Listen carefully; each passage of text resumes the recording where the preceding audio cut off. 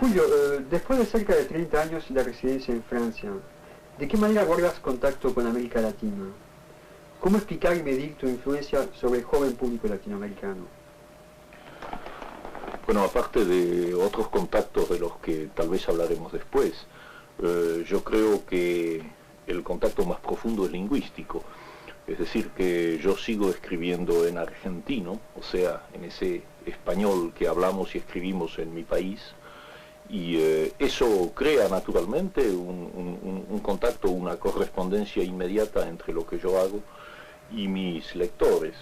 Es decir, que la mayoría de mis libros yo los he escrito en Francia, y sin embargo podría haberlos escrito en Buenos Aires o en Guatemala, porque ya sabes que no hago demasiada diferencia por lo que se refiere a América Latina. Y entonces el puente es un puente lingüístico que se mantiene. Ahora, en cuanto a la influencia sobre los jóvenes, yo creo que esa influencia viene de una paradoja, del hecho de que yo nunca busqué tener la menor influencia en los jóvenes. Estoy convencido de que los escritores que se proponen un determinado mensaje con respecto a los jóvenes, en general escriben cosas mediocres, y los jóvenes no reaccionan como los autores quisieran. Lo que yo he hecho en la mayoría de mis libros es dejar salir, manifestar una problemática, una angustia, un cuestionamiento personal como latinoamericano que ha encontrado un eco en esa misma problemática o una problemática equivalente de los jóvenes latinoamericanos, y el contacto se ha dado de manera espontánea y yo te diría automática. No ha habido ninguna intención deliberada de mi parte, y los jóvenes lo saben muy bien y lo sienten. Se ha hablado siempre y se sigue hablando en América Latina del compromiso del artista respecto a la realidad política. ¿Cuál es tu posición al respecto? Se ha hablado tanto de esta cuestión del compromiso del escritor que me haces acordar ahora a un humorista latinoamericano que dijo que los escritores, en vez de comprometerse tanto, harían mejor en casarse. Yo desde ese punto de vista estoy casado y entiendo que la noción de compromiso es una noción muy seria, pero que se ha prestado y se presta a muchos malentendidos. Yo me limito a dar mi punto de vista, que consiste en sostener muy sencillamente y muy claramente que el compromiso central, capital de un escritor es ser un escritor dando el máximo de sus posibilidades, haciendo todo lo que pueda hacer como escritor, porque esa es su manera natural y su máxima posibilidad de transmitir elementos que, en definitiva, son elementos revolucionarios en la medida en que actúan sobre su pueblo, llegan como levadura a su pueblo y ayudan a cuestionar, a crear problemas, a resolverlos muchas veces, y en todo caso a compartir puntos de vista que no siempre son bien analizados y bien criticados y bien conocidos. En ese sentido, entonces, insisto en que el compromiso central de un escritor es ser un escritor sin la menor concesión, porque esa palabrita compromiso tiene el inconveniente de que en muchos planos y en muchos sectores se tiende a imaginarlo como la obligación del escritor de bajar la puntería y escribir para la inmensa mayoría, para la mayoría de la gente, lo cual me parece perfectamente bien y perfectamente natural en el caso de muchos escritores, pero sucede que hay otros que están en un plano más experimental, en un plano de búsquedas más complicadas, y la peor traición a su propio pueblo y al destino de América Latina sería dejar caer eso buscando una simplificación que en definitiva no le va a servir a nadie. Entonces, esa es mi primera acepción de la noción de compromiso, pero no es toda. Hay una segunda parte que es absolutamente capital, porque en América Latina hay muchos admirables escritores que son unos perfectos reaccionarios, unos perfectos conservadores, y que le hacen el juego a nuestras peores dictaduras y a nuestras peores tiranías. Entonces, el hecho de ser un gran escritor no significa cumplir con un compromiso. El compromiso es doble. Por un lado, dar el máximo como escritor, y eso es lo que yo trato de hacer y lo haré hasta el fin de mi vida. Pero en segundo lugar, hay que responder también con la conducta personal, con la conducta ideológica, con la conducta política. O sea que yo estimo que mi compromiso con respecto a mi pueblo y a América Latina lo cumplo no solamente cuando escribo, sino cuando voy a participar, para darte un ejemplo, no sé, en las sesiones del Tribunal Bertrand Russell o en la reunión del Tribunal de los Pueblos que justamente se acaba de constituir estos días en Italia, cuando cumplo una acción que significa una denuncia, un ataque, una tentativa de echar abajo esos sistemas siniestros que están alienando, explotando y destruyendo nuestra América Latina. El paralelismo, la coincidencia de esas dos cosas en el trabajo de un escritor, ese es el verdadero compromiso. En ese sentido yo no estoy comprometido, te repito el chiste, estoy casado.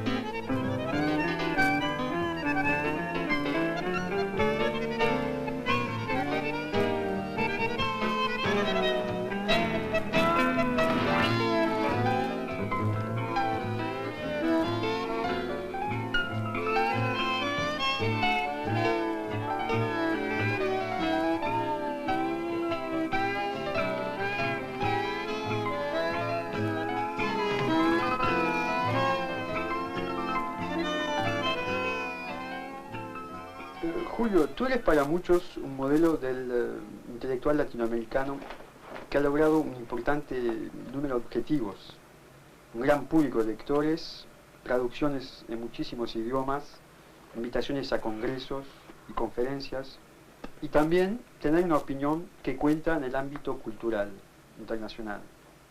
Casi podríamos decir una especie de embajador. En tu pregunta hay dos palabras que no me gustan, embajador y objetivos. Bueno, yo no creo tener ninguna vocación ni capacidad para ser embajador de nada, salvo en sentido muy figurado. Y en cuanto a los objetivos de un escritor, yo he dicho muchas veces y lo creo fundamentalmente que no soy un escritor profesional, es decir, que nunca he tenido objetivos de escritor. Los libros me han llegado porque en determinados momentos sentía la necesidad de escribirlos y se han ido acumulando. Pero, dicho eso, es evidente que en la actualidad soy, como tú lo dices, un escritor muy leído, tanto en América Latina como en Europa. Y entonces ahí sí hay un objetivo que yo puedo cumplir, que ya no tiene nada que ver con la literatura misma, porque en ese plano yo sigo considerándome un aficionado que escribe cuando le da la gana. Pero sí hay un objetivo que yo puedo cumplir y que forma parte de mi compromiso como latinoamericano con la causa de nuestros pueblos. Sería culpable, me sentiría profundamente culpable, si teniendo la posibilidad de hacer llegar con una facilidad que otros no tienen, todo tipo de mensajes, todo tipo de ideas e incluso todo tipo de acciones, yo no lo hiciera. Eso, si yo me refugiara en una torre de marfil, si me limitara a ser un escritor por mi placer de ser escritor, entonces no cumpliría con mi deber, no cumpliría con eso que hemos calificado de compromiso. En ese plano, entonces, sin ningún objetivo literario y sin ninguna embajada, es cierto que puedo utilizar y utilizo el hecho, por ejemplo, de que mis libros hayan sido traducidos en tantos idiomas, porque cada una de esas traducciones es una frontera que se abre hacia una cultura diferente. Y si esa frontera se abre y los lectores de ese país me conocen a mí, y cuando digo me conocen a mí me refiero además a todos mis colegas latinoamericanos que puedan ser traducidos, y hay muchos que son traducidos y cada día más, puesto que hay un gran interés por nuestras letras. Eso sí es un trabajo útil, porque inmediatamente hay todo un pueblo, toda una cultura que por la puerta de nuestros libros entra en nuestra problemática, entra en nuestras angustias, en nuestros deseos, en eso que llamábamos la búsqueda de identidad, y entonces son pueblos a los cuales se les puede hablar, y ahí entra el Julio Cortázar que va al Tribunal Russell, o que va a un congreso en Polonia, o que va a un congreso en Italia, porque estoy hablando ahí con gente que ya nos conoce, no digo ya que me conoce, que nos conoce como latinoamericanos. Entonces el contacto es fácil. Y de ahí salen entonces grupos decididos a luchar también contra las dictaduras latinoamericanas, que pueden proporcionar apoyos de todo tipo, ideológico, incluso apoyos de tipo práctico. Pues ves que en ese sentido, bueno, sí, los objetivos trato de cumplirlos, y me siento muy contento como, por ejemplo, como en el caso de Polonia, ya que lo citaba. En Polonia hay una editorial en Cracovia que ha editado ya 100 libros de autores latinoamericanos. Es un caso realmente extraordinario, porque hay muchos países del occidente que se jactan de sus industrias editoriales y que no tienen ni un solo editor que haya editado 100 libros de nosotros.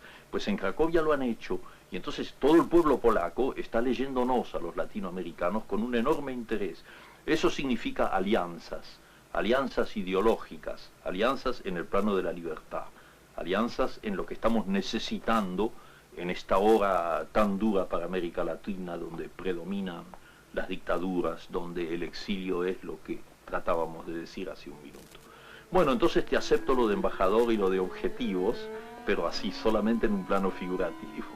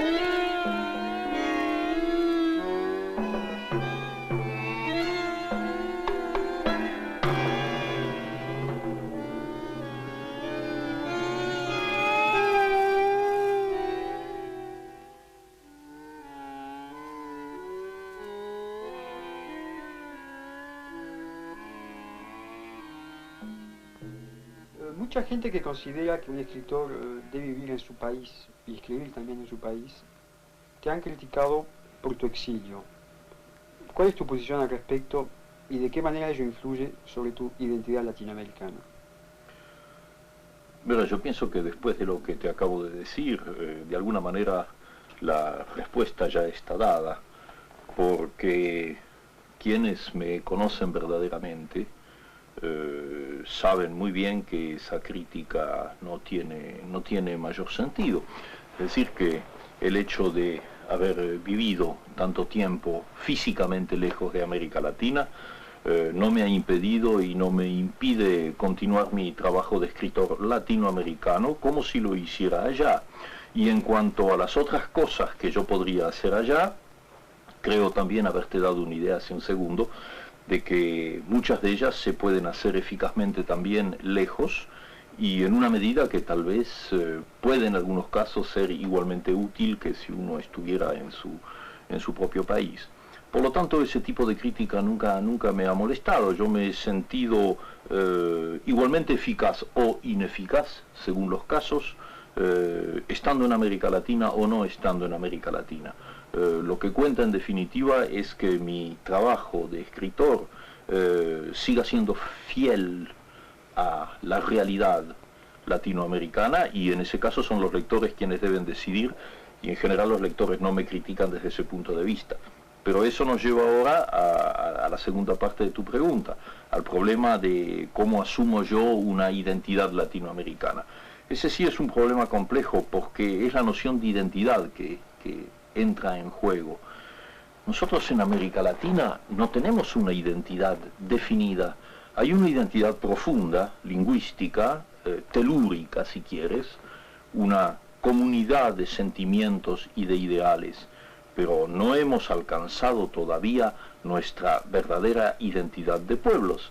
En la medida en que sigamos siendo manipulados y colonizados y explotados, por un lado por el imperialismo norteamericano, por otro lado por las dictaduras que en este mismo momento están haciendo lo que tú sabes muy bien en América Latina, nuestra identidad es una identidad un tanto ideal, es un deseo de identidad, pero que no está plenamente logrado. Cada movimiento revolucionario, cada tentativa de liberación, pienso en este mismo instante lo que está sucediendo en Nicaragua, eso es un impulso hacia la identidad. Yo soy profundamente optimista en ese plano y sé que vamos a conseguirla, en el plano individual y en el plano colectivo, en el plano de los pueblos. De manera que yo considero que la identidad es una palabra de lucha, es una consigna, no es una cosa que hayamos conseguido. Todavía no la tenemos esa identidad. Estamos aislados, balcanizados, compartimentados, nos destruimos entre nosotros en querellas absurdas. Y el resultado es que la identidad sigue siendo un ideal, pero tengo también la convicción de que todo lo que ha sucedido en América Latina a lo largo de este siglo muestra que hay un proceso irreversible y que vamos camino de nuestra identidad, un camino que está costando mucha lucha, que está costando mucha sangre y que en definitiva es sin embargo un camino que ya está de alguna manera trazado en el tiempo y que, te repito, es irreversible.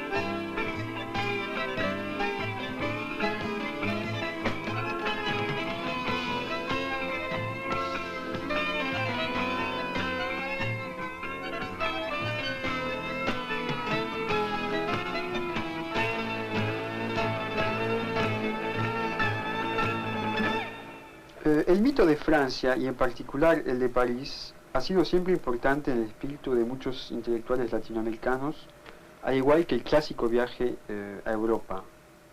Sin embargo, la realidad a menudo se ha mostrado muy dura y la frustración grande. ¿Cuál es tu parecer al respecto, Julio?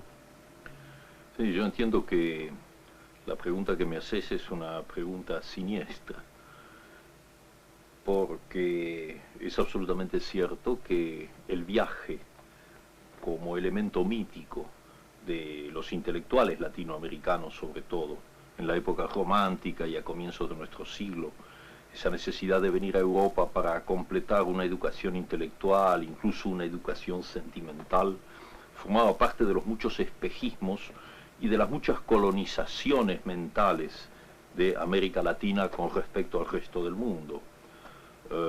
En nuestros días sabemos bien que las cosas han cambiado. ¿Y de qué manera?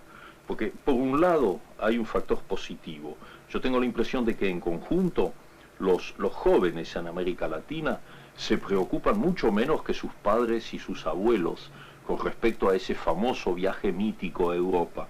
En este momento la realidad latinoamericana, eso que hablábamos, la búsqueda de identidad, preocupa cada vez más a los latinoamericanos y hace que descubran que su tarea más apasionante, la que en el fondo prefieren, consiste en hacerla in situ, ahí donde viven y donde están. Pero los viajes continúan. Los viajes no solamente continúan a Europa, sino que se han multiplicado de una manera trágica. Ahora ya no se llaman viajes, ahora se llama directamente exilio. Sin quererlo deliberadamente, caemos en ese tema del cual yo creo que hay mucho que decir. Yo por lo menos tengo mucho que decir porque me encuentro como uno de los polos hacia los cuales afluye ese exilio procedente sobre todo de los países del Cono Sur y que en los últimos años se ha volcado en Europa en proporciones alucinantes.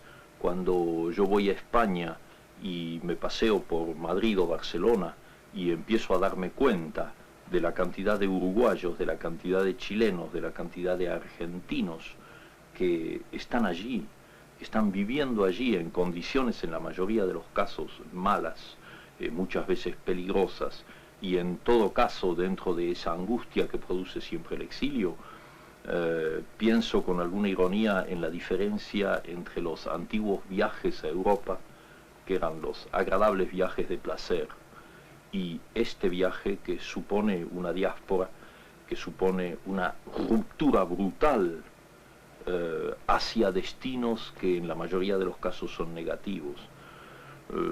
Todo este tema del exilio me toca a mí particularmente porque desde luego aquí en Europa muchos somos, desde el punto de vista de organizaciones, de conjuntos de gente de buena voluntad que ensayan en la medida de lo posible superar los problemas personales de los exilados, pero que solo lo consiguen en una escala sumamente pequeña. Ahora, si este problema del exilio lo miramos del otro lado, por ejemplo con respecto a mi país, el elemento trágico se vuelve casi insoportable, porque hay que pensar en una cosa que muchos olvidan.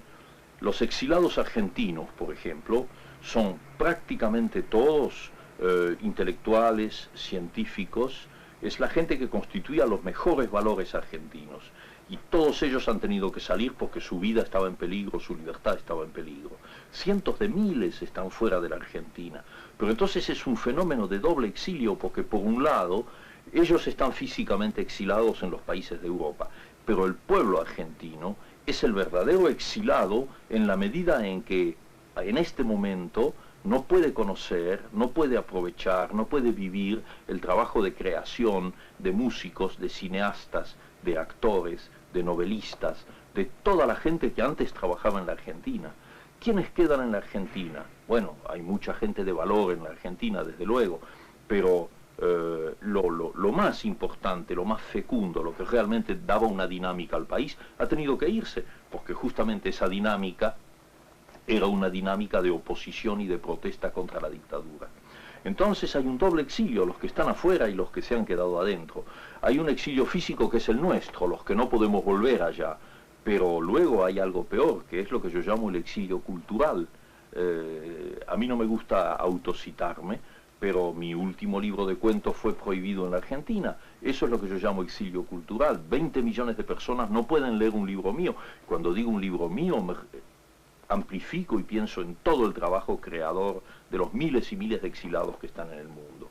Entonces comprendes que este es un tema que me toca a mí profundamente y que constituye la verdadera raíz de esa pregunta que parecía un poco frívola sobre el viaje a Europa.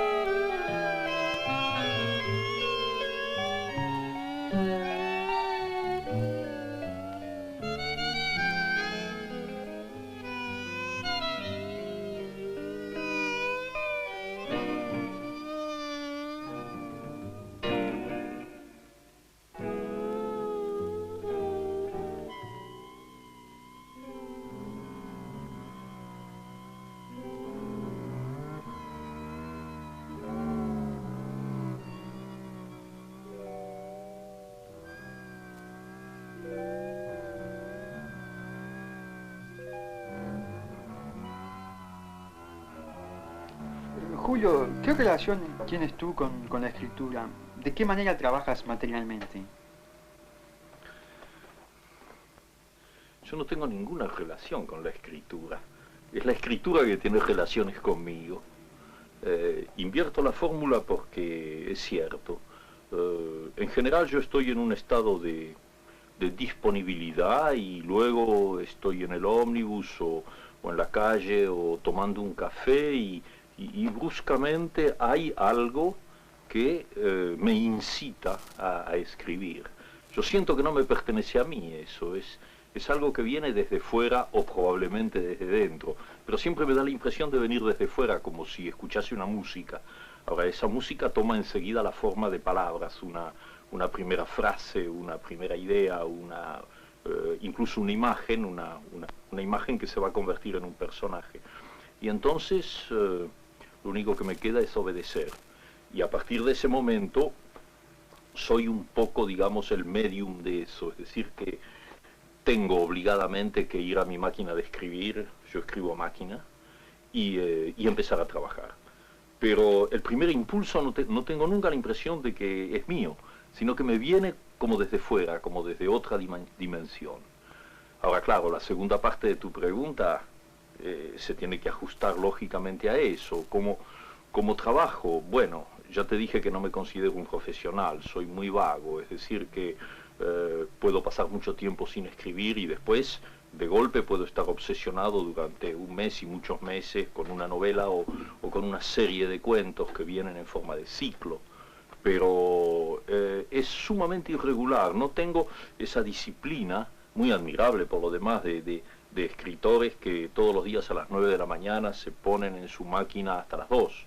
Me resultaría completamente inconcebible ese tipo de trabajo. Soy una especie de francotirador de la literatura. Hago las cosas cuando me vienen y cuando el impulso es más fuerte que yo.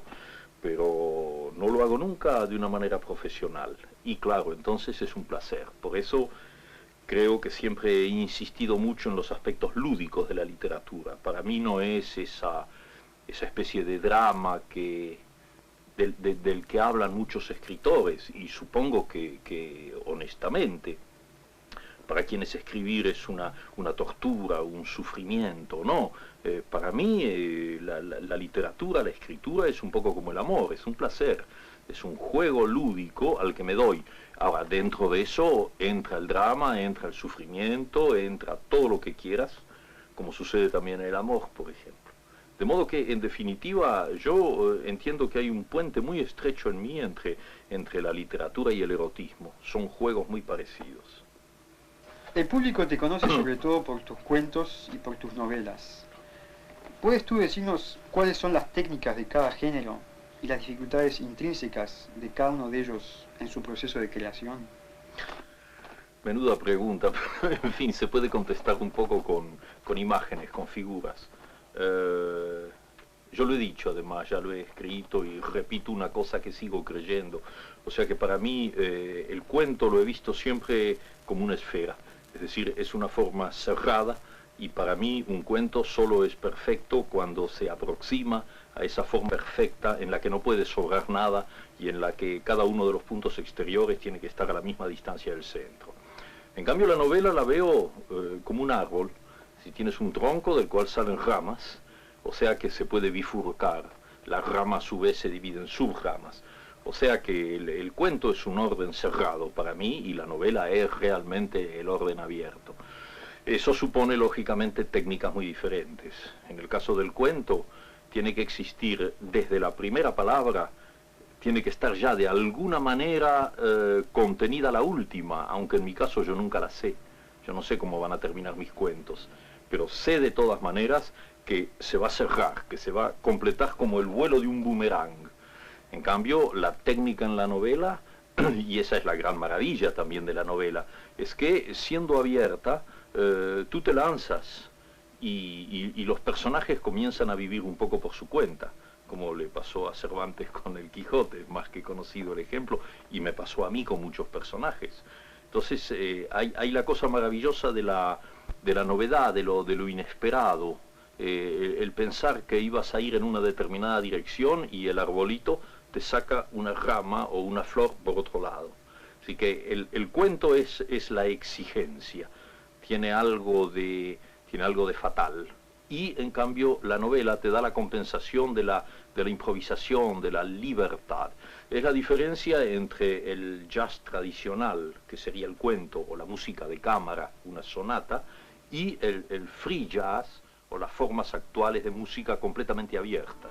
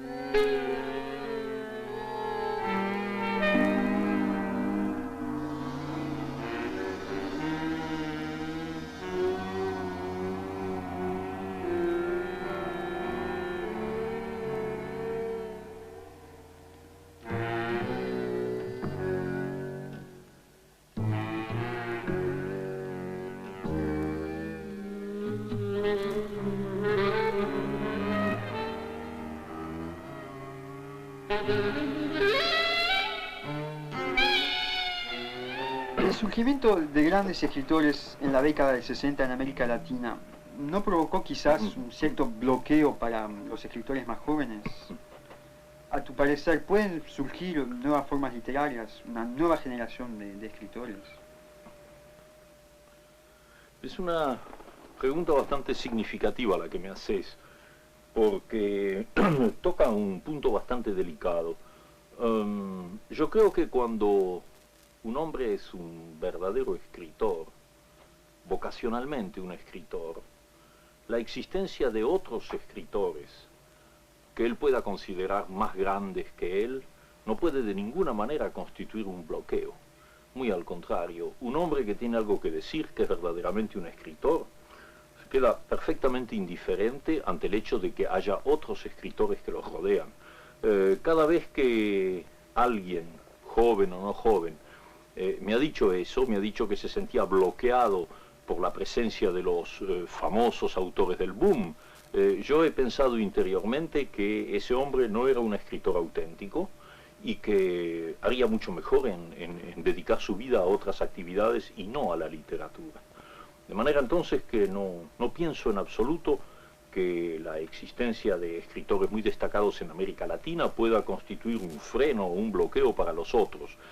Tan es así, y me alegro de poder decirlo, que en este momento, después del tan alabado boom, en este momento hay una promoción, hay una generación de escritores latinoamericanos en todos los países que están demostrando sus calidades en el plano de la poesía, de la novela, del teatro, del cuento, y lo están demostrando muy bien. Son, desde luego, menos conocidos que los grandes autores del boom, incluso por razones editoriales, porque todo eso entra en un mecanismo de tipo comercial y de editorial. Pero lo que yo he leído y leo de ellos, puesto que todos ellos me envían sus libros, me prueba que es simplemente una cuestión de tiempo y que ellos son la nueva generación que va a reemplazar a los Asturias y a los García Márquez en un nivel que puede ser igual o superior. Eso ya no tiene demasiada importancia. De manera que la noción de bloqueo a mí me parece siempre una especie de excusa, una especie de coartada para justificar o bien un resentimiento o bien una incapacidad.